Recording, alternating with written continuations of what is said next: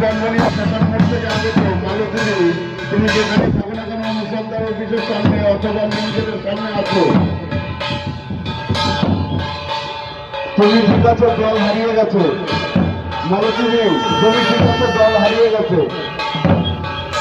ঠাকুরনগর থেকে আগত বাবুল দাস, তোমার ছেলে ভোট করছে, যেখানে থাকো না কেন অনুসন্ধান অফিসের সামনে বিচার করো। ঠাকুরের যে দল নিয়ে এসেছিল আমরা বনবনিয়া শাসন মোড় থেকে দলটি বেরিয়ে যাচ্ছে। যারা এখনো বাকি আছো অতি অবশ্যই আমরা মন্দিরের সামনে আছি, চলে আসো। আমাদের দল এখন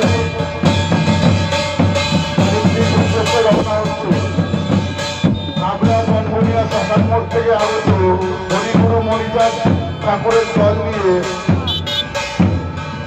এখনই আমরা বেরিয়ে যাচ্ছি বাড়ির উদ্দেশ্যে।